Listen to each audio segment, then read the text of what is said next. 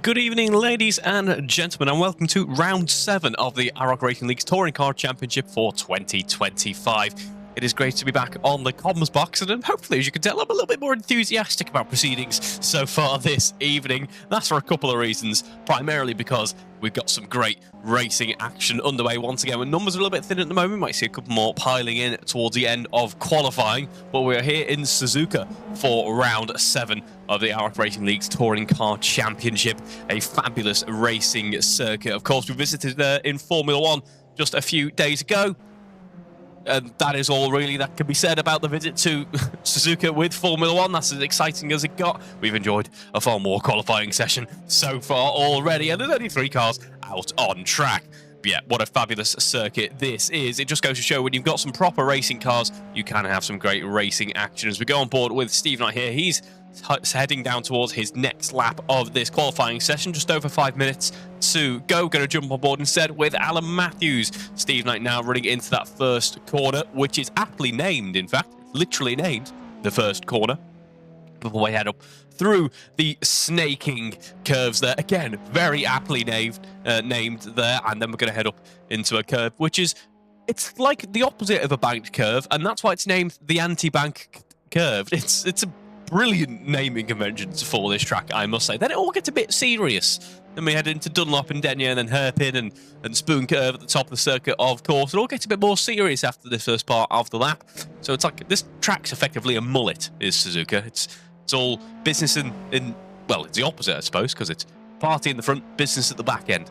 Either way, already got off on a massive tangent here because Steve Knight's trying to put in a nice lap and I'm talking about hairstyles. Anyway, under 5 minutes to go in this session now. We're going to jump on board with David Chelly, of course, doing very well indeed in the championship and doing very well in this session as well. A 2-minute 8.7 sees David currently leading proceedings in this qualifying session, as we see David heading up through the snaking bend himself now. And this is a very tricky part of the lap to nail. Overtaking opportunities might present themselves kind of about halfway through this section, but also you've got to absolutely nail it, especially in a car that is prone to understeer, that does like to wash out on the front end a little bit. You need to make sure that you get your line absolutely perfect to try and carry that momentum through that first sector of the lap. Then you've got Dunlop followed by Denyer, which is a much trickier braking zone than it looks, it must be said, before you run up through to the hairpin. As we see, well demonstrated by David Chelly here. Now back onto the power. It's not looking like an improvement so far in this lap for David, but he's still fair ways in front of everyone else in this session. 3 competitors so far: David Chelly, Alan Matthews, and Steve Knight. And yes, it's good to be back on the mic, and it's good to be back, well, on this plane of existence, really, because, as I'm sure the past couple of the viewers of the past couple of broadcasts may have noticed, I was a little bit under the weather. I still am. I'm actually still quite ill, but I can string a sentence together and my brain now works. So that is always a good sign. Fortunately, I've got more I say unfortunately, looking forward to it, of course. I've got more in-person commentary coming up on Sunday in Wales once again, so hopefully I will have a voice by then, because that would be very nice indeed. As we see David Chelly heading around one of the fastest parts of the circuit, 130R, a real test of bravery before you stomp on the brakes into the Casio chicane. And that is another prime overtaking opportunity here. If you have gone side by side through 130R, of course, in a modern Formula 1 car, that would be wide open, throttle pushing all the way through that sweeping left-hander. It's a bit of a lift off here. You're not carrying quite the same levels of downforce or grip in these cars. As we see David Chelly still with that 2-minute 8.7, but it's Alan Matthews who we actually want to have a bit of a look at here, because he's improving quite nicely as he goes through this first sector of the lap. He's now heading up through the Spoon Curve, where you've got to absolutely nail it in order to get the power on nice and early, get that turbo lit up and carry that power down the back stretch and into 130R. As we see Alan continuing on now, it's a 47.8 through that first sector. Loses some time through the second, but that predicted time is still a 2-minute 10.9, so he's looking like he's going to improve on this lap. Heading through 130R now, a bit of a puff of smoke as the inside wheel lifts up, loses traction, but that does not phase Alan Matthews as we dive into the Casio chicane once more. Up into the air for one axle. He misses the apex on the other. He just cruises it home into the start-finish straight once more. 2-minute 11 to beat from that previous attempt. It's 2-minute 10.8. He gets closer to David Chelly, but not quite close enough. He won't make it round as well for one last lap attempt, so this will be his final push in this session for Alan Matthews. Steve Knight will be coming home relatively shortly as well, so we'll see what he can do. Andrew Brammer does make it into the session. He washes out wide, does Alan Matthews, so that is going to ruin this attempt and his final push in this lap. Andrew Brammer joins on, but joins on quite late, so we may not get a time in this session. David Chelly, meanwhile, heading up around the spoon curve for one last push in this session. This looks to be an outlap, so we'll see what he can do as he comes across the line in just a moment. 2 minute 12.7 to beat for Steve Knight as he comes across the line.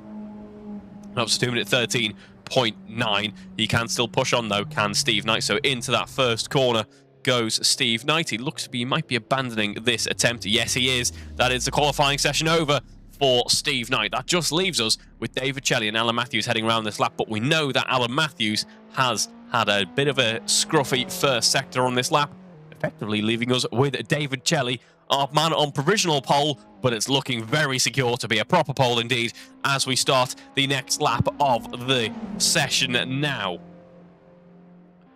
2 minute 8.7 to beat for David Chelly. He's already pretty much got pole in the bag here, must be said. But can he push on more and get a little bit faster still? A 2 minute 8.7 to beat, don't forget.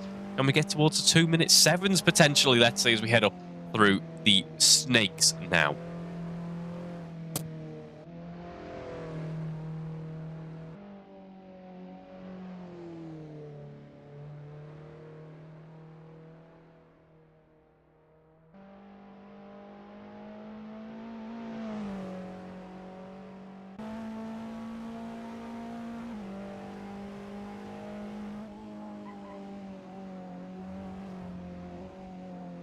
Bit of a washout wide there for David Chelly, actually, and Andrew Brammer might be able to put a lap in here. Not quite so sure. It hasn't brought his session to an end, so there could be a challenge here just at the very dying breath of the session. That would be exciting stuff, wouldn't it, folks? Hopefully we do get that, but David Chelly is still pushing on. As we said, ran out wide on that attempt. It doesn't seem to have kicked off the eye of the digital stewards, though. We see that we are pushing on quite nicely. It was a slower first sector, but it was not an invalidated first sector, most importantly for this attempt. Another push out wide there, out of the track limits for David Chelly. Again, we'll have to wait and see if that one was invalidated, but further up the backstretch, it's actually going to be Andrew Brammer, so we might jump aboard with him to see if he can start a final lap in this session.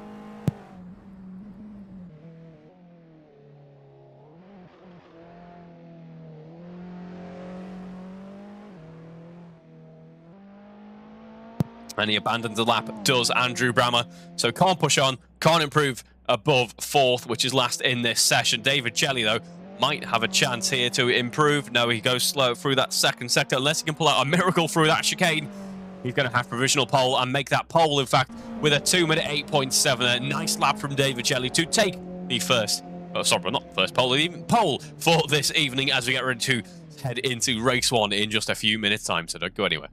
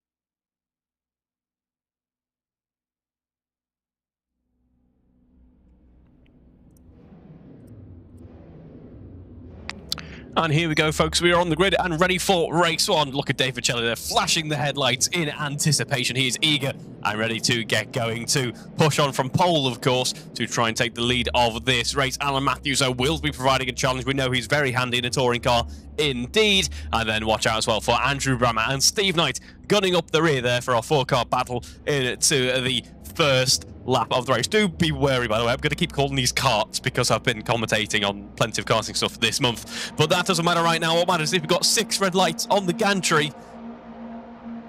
And we are away for race one here at Suzuka. It's a good launch there for Alan Matthews. Must be said, a lot of wheel spin, I suspect, for David Taylor. And that allows Alan Matthews to just close up ever so slightly and take the inside line here. It's a good place to start P2 here at Suzuka, but David Taylor managing well here. Bit of contact between Alan Matthews and David Taylor as Alan Matthews sides on by there.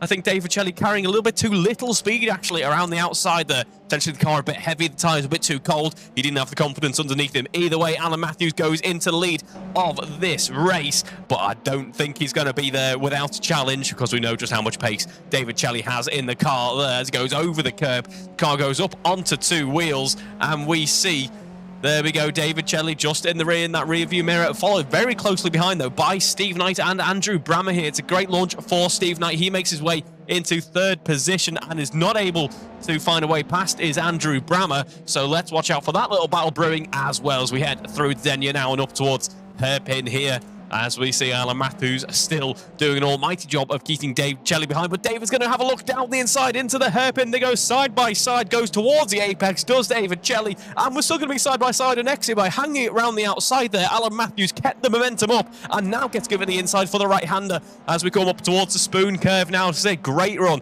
for Alan Matthews here. They are still side by side. This is proper touring car action, folks, as we see. That's going to be Alan Matthews now on the inside at the spoon curve, and there's contact between the two. No, that is proper touring car action. Alan Matthews, David Taylor, it all goes wrong. David Taylor on off and in to the barrier. He's back underway. That's the most important thing, and I suspect that is going to be a man on a bit of a revenge tour now as we head down the back stretch once more. Alan Matthews leads from Andrew Brammer, who's made his way up into P2 now. So what a start to the race this has been for the blue and green liveried car there. I might have been wrong about having to lift off in these cars, it must be said. Look at the confidence and pace that Andrew Brammer carried into 130R as we head into the chicane. That was a bit too much confidence, I think, and a bit too much pace for Steve Knight, who, in a rather cartoonish fashion, proceeds to completely fly out of shot in the background. He is back underway. That is the main thing. He's still running in 3rd as well. And it's Alan Matthews leading from Andrew Brammer ahead of Steve Knight and David Taylor gunning up the rear.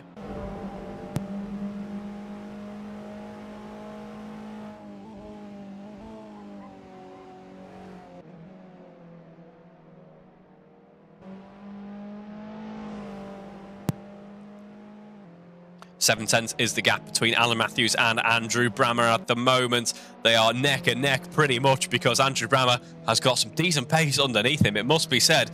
Given how far back he started on the grid compared to Alan Matthews, there's only a few tenths between them on that last lap because of just how much position and how much track position, rather, Andrew Brammer gained there. David Taylor, though, with a purple for 3rd sector, pushing on very nicely. Andrew with a purple 1st sector on this lap, so trying to close up on the lead of this race. And this is going to be an important battle, as we'll delve into the championship later on. But it's going to be a very important race for everyone involved here. We've got lower numbers. We've had pretty good attendance in all the other races in the touring car action. So that means that these guys are all going to come home with some fairly big points, and it's going to change up the standings in our championship. So we'll delve into that later. But as we head through the hairpin, David Taylor has now taken that purple sector in sector 1. He's closing up on Steve Knight at the moment. He's around about 6/10 of a second behind. Make that 5/10 of a second as we head back up towards the spoon curve here. No, it actually stays at about 6/10. Steve Knight had a great run through towards the spoon curve, but going around the outside here, David Taylor, who's clearly no stranger to some outside moves here at spoon curve. Just look at lap 1, but this one, it went a little bit better this time around. He wasn't able to find a way past, but he might do now as we head onto the back straight. A lot of momentum swinging to David Taylor's favour there into 3rd position. Made it look pretty much easy as we head down towards 130R now. Who's going to be bravest heading into this corner? It is a real test of bravery. Both push out a little bit wide there. Steve Knight, well held, I must say. The back end was starting to step out. The car was looking like it didn't want to respond, but he collected it. And we continue on now as we head down through the Casio chicane and back onto the next lap already. Alan Matthews, meanwhile, responding to the charge from Andrew Brammer rather well, it must be said. The gap now expanding to around about 1 second. David Shelley, purple sector after purple sector on that previous lap. He's really pushing on, and don't count him out. He's going to be in the mix here.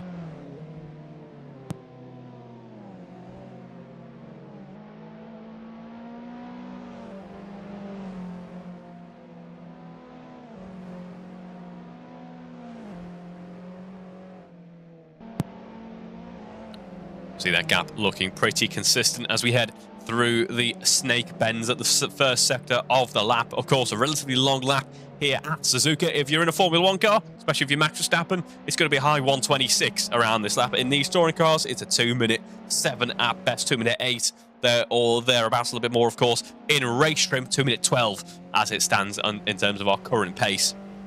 But also want to give a quick mention, get well soon to Rosie Hodgson, who, of course, competing in this championship.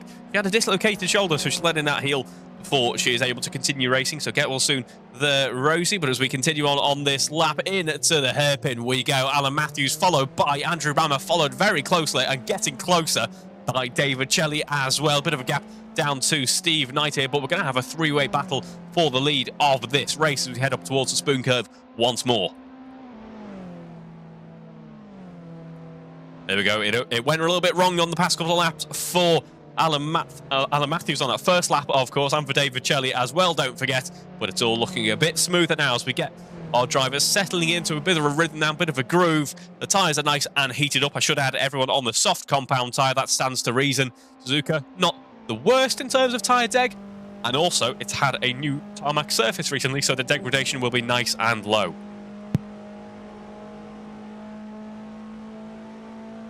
I will apologise for these little gaps here and there. As I say, I'm still a little bit under the weather at the moment, so I'm trying my best, but my poor weakened body, I don't look after it well. It's a temple, but it's one of those ancient temples.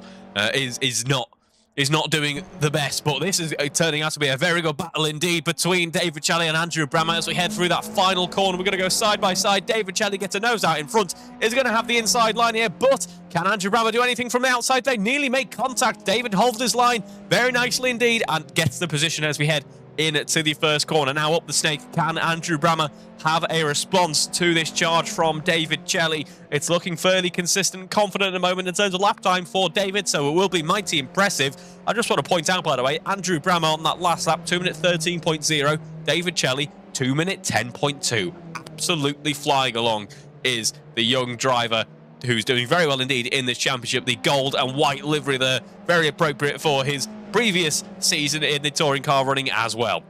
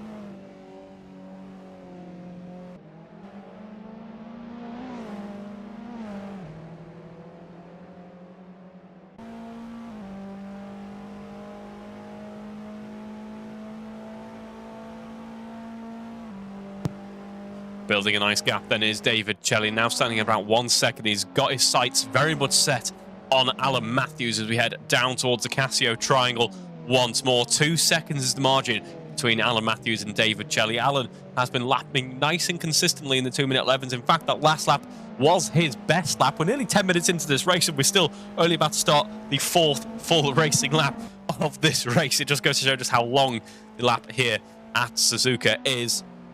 I suspect we'll see about 11, 12 laps overall out on track, maybe 13 if we're lucky.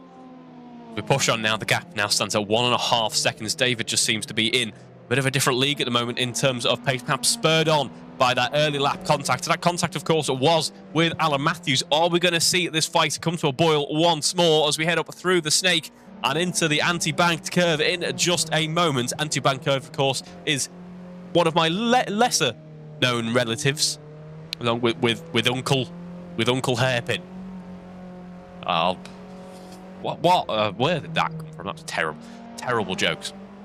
Either way, 1.2 seconds. Blame it on the illness, folks. Blame it on the illness, man. I don't know where my brain's gone. Either way, 1 second between David Shelley and Alan Matthews as we head through Denny now and up towards Hairpin.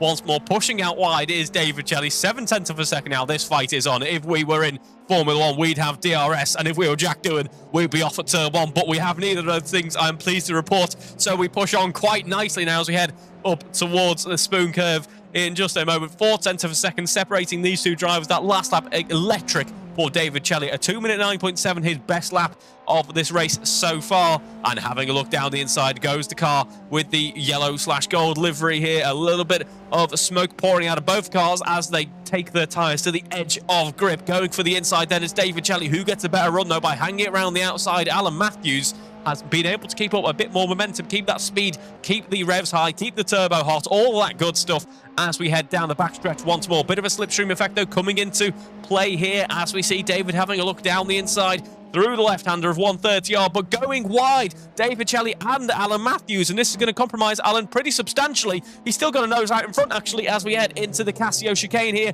through the left-hander, coming up next before the one last corner on the track. And would you believe it, it's called Last Curve. As we head back onto the start-finish straight, it's David Shelley still behind Alan Matthews, but that margin is oh so thin now. If these two don't watch out, they're going to keep each other slowing down, and Andrew Brammer might be coming back into the mix here, but we're going to go side by side. It's David Shelley with the insider nose out in front as well. They make contact, pretty big contact, in fact, and there we go. It's David Shelley into the lead of this race. Was the contact necessary? Not entirely sure. It just can happen sometimes, though, with racing, and it's David ahead of Alan Matthews now. They've built a 3-second lead to Andrew Brammer as well.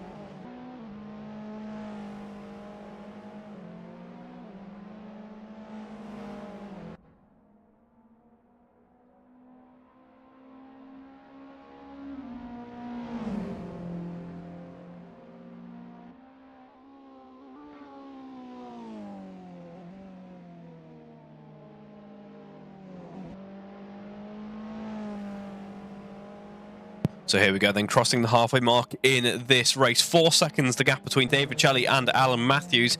2 seconds the gap between Alan Matthews and Andrew Brammer. And then we've got a few seconds down to Steve Knight as well. It must be said, all things considered, the gap's really not that big. The field spread is not massive here at all. David Shelley, 2-minute 10.3 in that last lap. Steve Knight, 2-minute 12.9. So a really strong race here for Steve. Field spread of 2 and a bit seconds is nothing to stick your nose up at all. That is an impressive the close bit of running here. We've only got 4 cars, but if we had, say, 10, 12, maybe 15, 16 cars, we'd be seeing some brilliant close racing here, because that field spread would still be pretty similar. We'd just have a few more cars filling those gaps between the likes of Alan Matthews, Brammer, and Steve Knight as well. So mighty stuff here from our 4 drivers, and it will help them substantially in our championship standings. So let's take a look at those while we have a moment to. Of course, we've just crossed the halfway mark in our championship already. Would you believe it? Has absolutely flown by. I've not commentated anywhere near as much as I would like of it, but hopefully we will get some more done. Hopefully I'll be less ill as well. All things that we can hope for as we head into the second half of this season. And Matt Daly, of course, a fairly substantial lead out in front with 368 points, so nearly leads by 200 points. But David Chelly, if he keeps putting these race wins in, he will close up that gap. Then we've got David Chelly running in second with 198 points, ahead of Andrew Whitehead, Andy Craker, Will Inglis, Alan Matthews, our next man on the championship standings. He is currently in second in this race, 6th in the standings, so he should jump up quite nicely to at least P4 at the as things stand, encroaching on the likes of Andrew Whitehead as well. So this will be an important race weekend for Andrew Brammer. Then we have a look further down to for Alan Matthews rather, but then we look down to Andrew Brammer, and it's 52 points to his name. As you see, a bit of curb action there for Steve Knight. Andrew Brammer has 52 points to his name, so he should gain a few more points from this as well. A jump ahead of the likes of Jack Hodson, Paul Millman, closing up on potentially Will Inglis if he keeps up some good point scoring in this evening's racing. And then likewise for Steve Knight as well, currently 11th in the standings, but he'll take away a decent haul of points here for coming home 4th on the road, so he'll jump up ahead of Rosie Oliver. Will be closing up on the likes of Greg Young, Nathan Birch, maybe where Andrew Brammer is currently scoring as well, kind of the 50-odd points margin as well. So this is going to be a real shake-up in the championship standings, even after just one race. And of course, we've got the reverse grid race coming up in around about 10 to 12 to 15 minutes time, so don't go anywhere for that one. But plenty of change happening in the championship standings as we approach the second half of this season.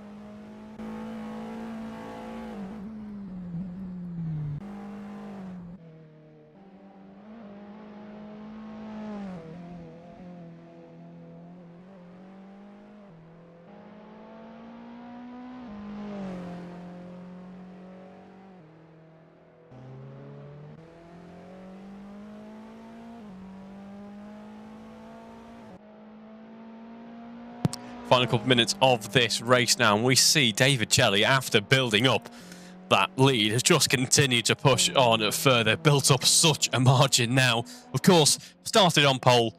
We expected him to, he has some very strong pace indeed, but lap 1 issues meant that he tumbled back. But he rose to the challenge here and has pushed on up towards the top end of the field once more. Still in the 2-minute 10s in terms of lap time. Steve Knight's dropped off a little bit into the 2:14s, as has Andrew Brammer. What you can see from these onboards is, yeah, the driver's certainly using a bit more of the steering lock now. The tyres not quite responding in the way that they once were, of course. A fuel load will be getting very light indeed, but the tyre life will be pretty diminished, shall we say, as we head into these late stages of the race now. But still 2-minute 10s for David Chelly, 2:12s for Alan Matthews, and the 14s for Andrew and Steve Knight as we head into the final couple of laps of this race.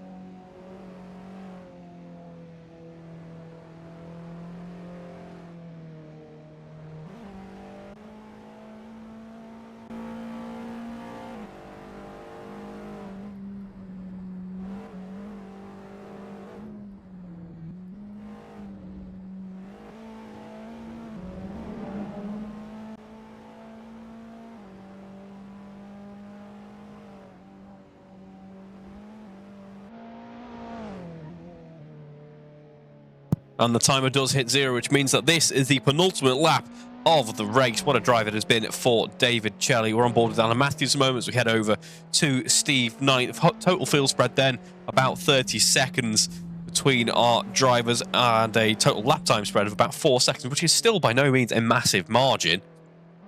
Of course, as I was alluding to earlier, we had a few more cars out on track. We're seeing even more action with these relatively close times that we're seeing between our drivers here. But David Chelly currently on the penultimate lap of this race. He'll be heading around 1:30 for the second to last time here in this race.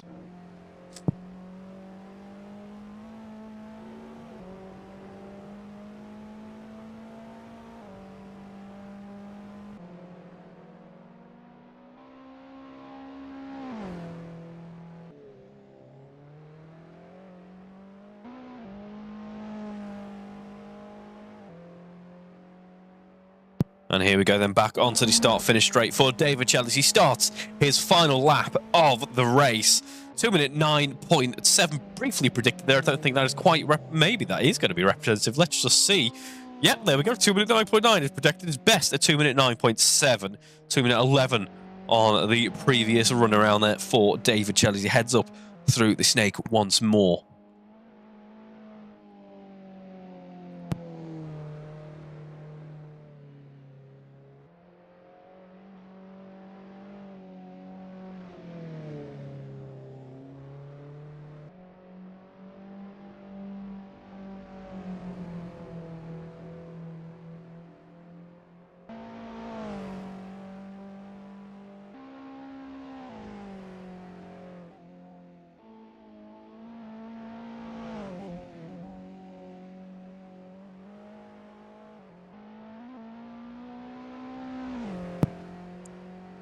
Heading up to the hairpin for the last time in this race then, David Chelly has been on a impressive charge so far in this race. He's had no competition for the past couple of laps. Not leading the championship, of course, but this will make a massive dent in the gap between David Chelly and Matt Daly as David tries to defend his title.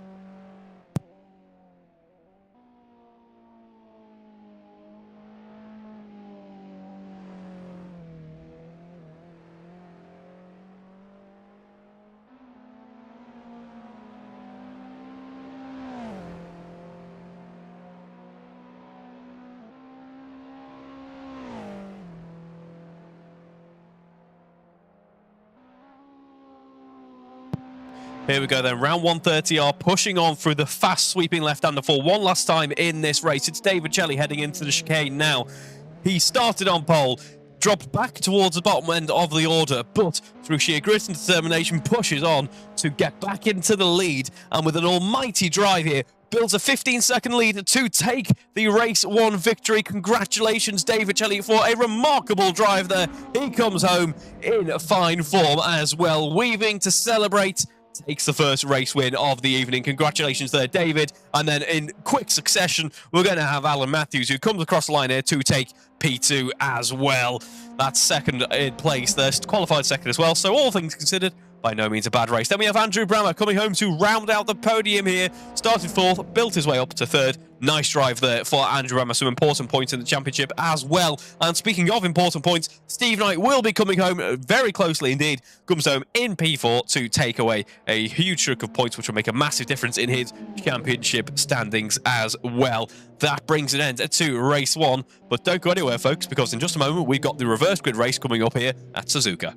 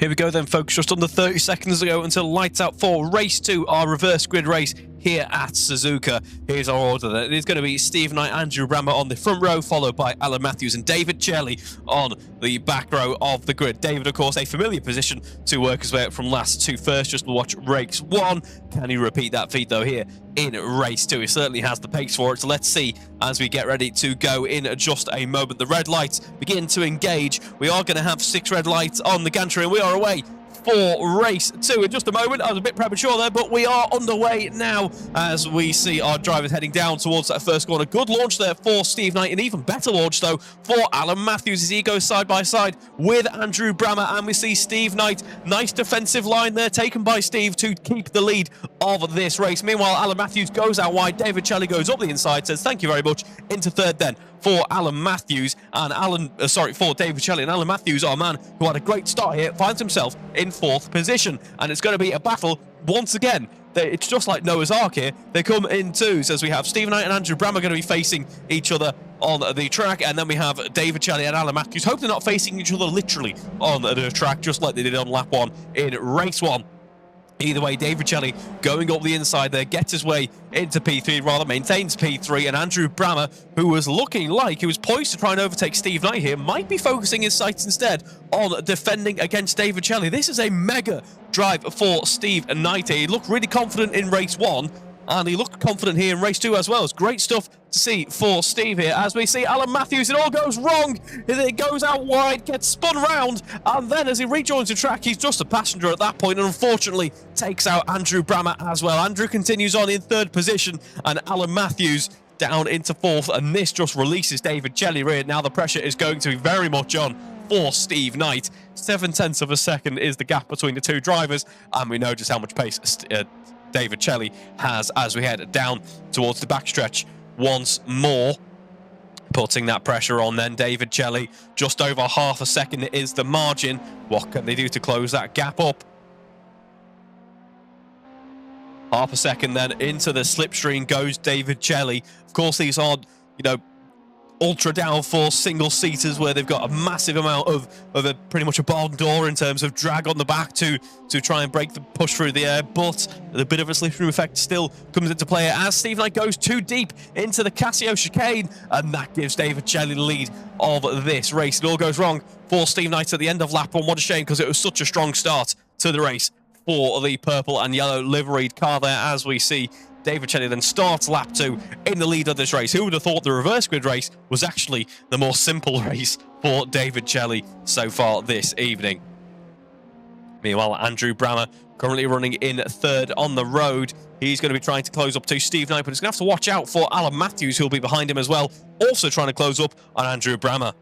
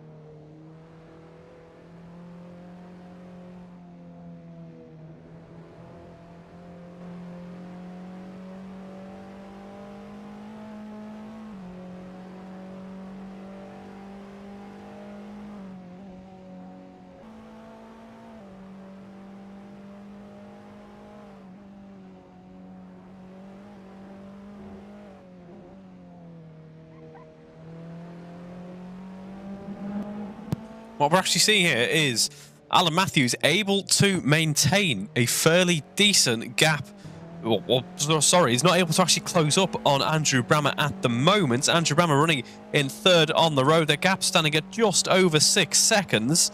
Andrew Brammer seeming to have the pace at the moment to keep Alan Matthews in check. Alan Matthews on that last lap, 2 minute 13.7. Andrew Brammer, 2 minute 12.1. Now, do remember that, of course, over the past, earlier on in the race, of course, Alan Matthews had a fairly big shunt, so we suspect some damage on the car may be at play here. But Steve Knight currently starting to feel that pressure, I suspect, from Andrew Brammer. Building up a nice race here is Steve Knight, 2 minute 13.2 on the last lap, still setting personal best, still improving in terms of time, but Andrew Brammer in the 2:12s here, closing up that gap to Steve Knight. Meanwhile, David Challey out in front is lapping in the 209s and is starting to build up a gap just like he did in race 1. But we're going to stay on board here with Andrew Brammer as he is now closing up and poised to try and take back P2 in this race. Very impressive lap there from Steve Knight, it must be said. 2 minute 12.6, so he found another second there, but Andrew Brammer also finding another second to go into the 211s. So still, the fight rages on.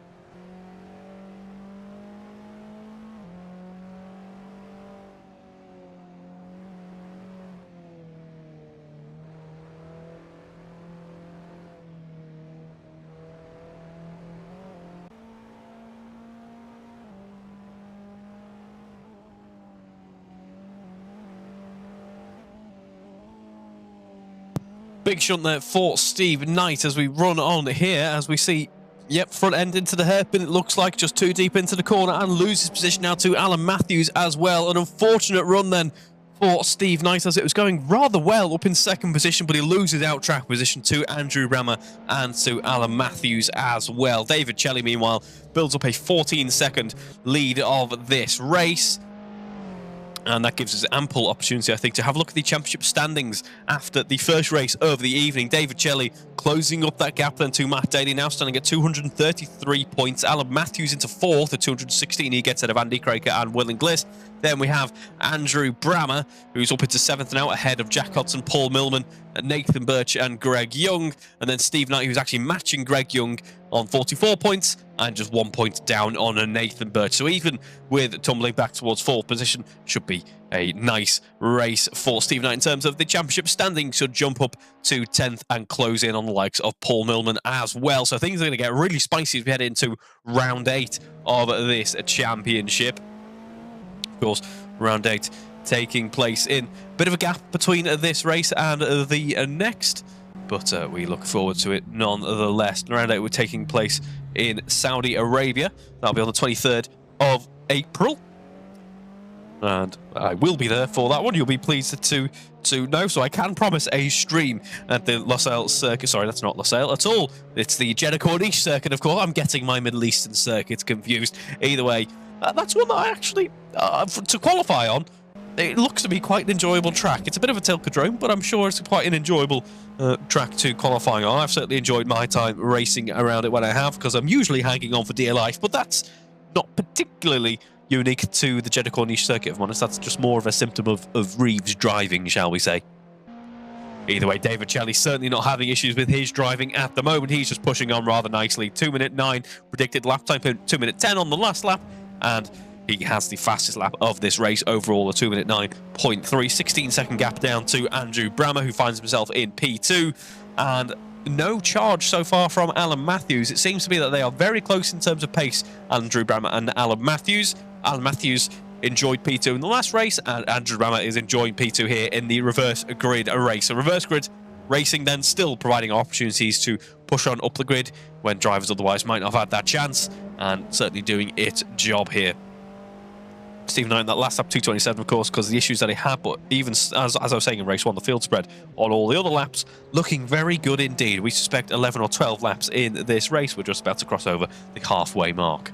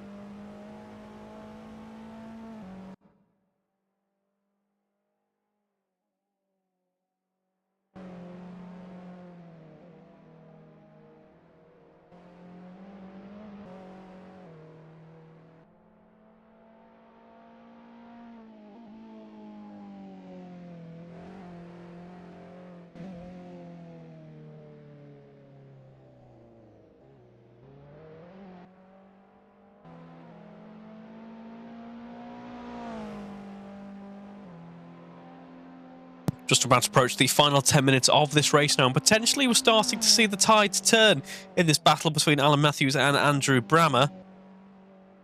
2-minute 12.4 on the last lap for Andrew, 2-minute 11.8 for Alan Matthews, starting to close that gap in ever so slightly. This is a crucial phase of the race. The fuel load has got a lot lighter, the tyres have aged, but haven't completely dropped off in terms of their life now, so we should see some strong lap times potentially coming back in for these drivers. And now we get to as I was saying, a stage of the race where the car starts to change quite a lot dynamically in how it responds to driver input and just how it handles and what its capabilities are. So maybe we are going to see Alan Matthews now beginning to push on and close up on Andrew Brammer in this later phase of the racing action.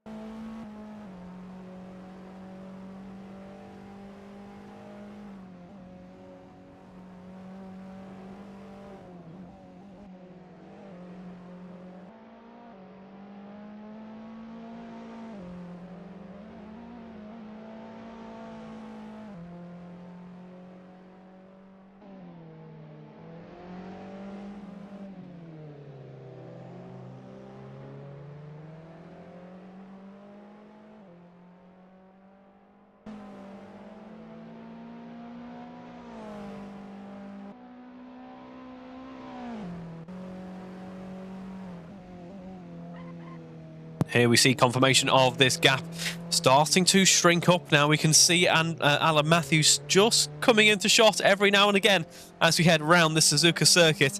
Gap now standing at 2.8 seconds. We are going to have a battle on our hands between these two drivers as we head down the backstretch once more. Final 7 minutes of this race now. Got at least 4 laps to go, and it should be an exciting battle for P2. Of course, both these drivers going to be on the podium either way. They just need to make sure that they can come home in as good of a position as they can, and the last thing they want to do, of course, is drive each other off and find themselves losing out on any potential podiums or potential points here. So let's see if we can have some good, fair, clean, but most importantly, exciting racing as we head into the next lap or two.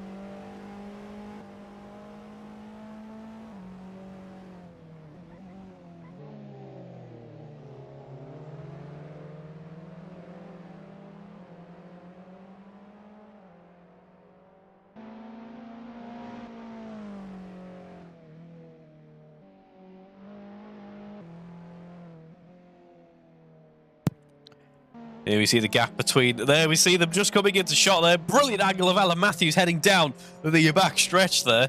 We are now, in fact, sorry, we're just heading up towards Spoon. We're about to head onto the back stretch now, rather. But Andrew Brammer and Alan Matthews, now the gap stands at just over 1 second. This fight is very much coming to us now, folks, as we see just over 5 minutes to go in this race. Andrew Brammer running through 130 all ahead of Alan Matthews has had pretty much no challenge, but he will be aware of Alan Matthews' presence in the rear view mirror. Has had some, not going to say pretty easy running, because it's certainly not easy to drive one of these nice complicated touring cars around Suzuka, but it just got a little bit harder for him as we head on to the start-finish straight, because Alan Matthews has been on an absolute charge, has kept those nice consistent lap times coming in, 2:11s, low 2:11s. Meanwhile, Andrew Brammer in the low 2:12s. Their best laps are, well, I was about to say fairly similar. Andrew Brammer, best lap 2:11.7. Best lap for Alan Matthews, 2:11 flat. So this is going to be a proper fight between these two drivers now. The gap standing at just 1 second as we head up through the snaking bends at the start of the lap.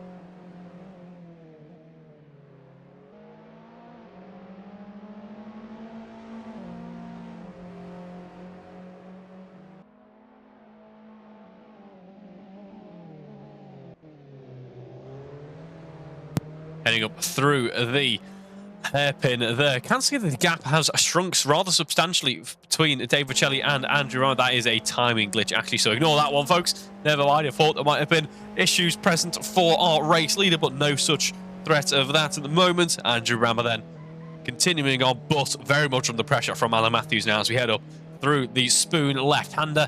Back down the circuit once more. Drop in elevation, of course, as we build up all of that speed. Alan Matthews will benefit from a slipstream here. Has a great run through the spoon curve as well. Is going to have a look down the inside. Will this be done on the backstretch? It could very well be here. He dies out the slipstream. They're going to be neck and neck, equal in terms of pace. It's the inside for Alan Matthews, and it's going to be a particular brave pill for Andrew Rammer to hang it round the outside, but he does. Remarkable stuff from Andrew there. He has the inside then for the Casio chicane coming up next. Late on the brakes goes Andrew Rammer.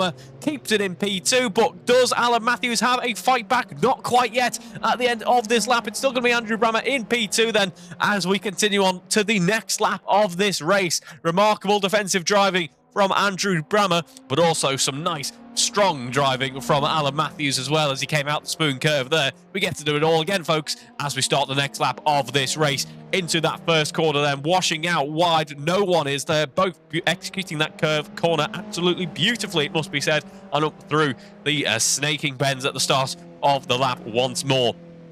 Coming up on the anti-banked curve, no puns to ruin your evening this time, folks, as we head round the left-handed Dunlop bend in just a moment now. Dunlop, where my only real memory of Dunlop was when I was playing the old, it was F1 2020, when you could do co-op team racing together, where you could both, you and a friend could both drive for the same team, and I proceeded to spin out there and take out my teammate, who was a lap ahead of me and leading the race. So not my finest hour, not Andrew Rammer's finest hour either, as he runs out wide, heading into the denier in just a moment, and drops back. The battle that was brewing for so long comes to a rather quick diminuendo, it must be said, as Alan Matthews gets in front with an off from Andrew Rammer there. So it's Alan Matthews in at 2P2 in this race. Meanwhile, out in front by over 30 seconds now, David Bocelli in a different league, pushing on very nicely indeed.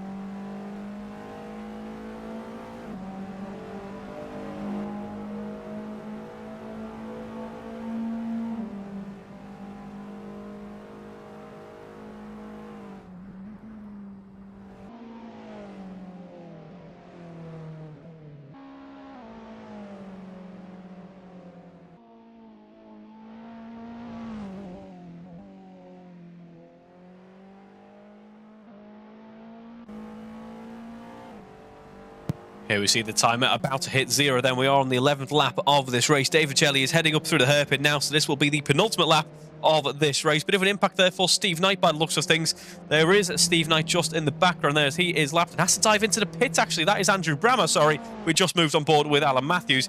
Steve Knight into the pits. He is going to be able to continue on, which is the main thing. He'll be a lap down, but he will at least be able to be classified and take home some points from this evening's racing. That is the main thing, of course. But yeah, as we say, penultimate lap then for David Jelly. Another remarkable drive for him. Arguably a little bit easier in this one than race was. Not usually what you'd expect to see from the reverse grid action, but it's certainly been the case for David Jelly out here today. Alan Matthews, meanwhile, has built up a 2-second gap to Andrew Brammer in P3.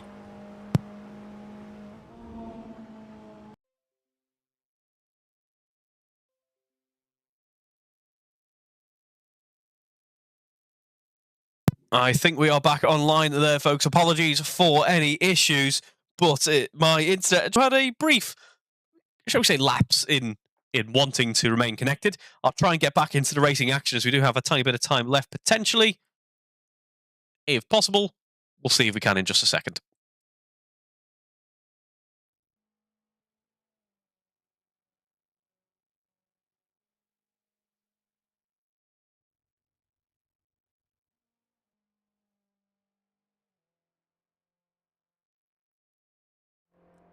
We are back with the action, but I am having further internet connection issues. You might not be able to hear me, but just on the off chance, I am going to call it quits on the stream here, purely because I don't want to affect the session for our drivers here, and also you might not be able to hear me very well. So I hope you enjoyed tonight's racing action. It's going to be 2 great wins for David Jelly. Thank you for watching, and a good